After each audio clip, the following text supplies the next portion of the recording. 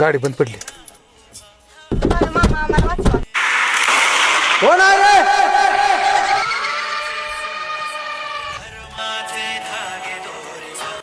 काय झालंय? अहो गाडी बंद पडली, गाडी चालू होईना, माणसं कोण राहिली ती गाडी धाड धाड वाजवायला लागली. तू नको, मी ढकलतो.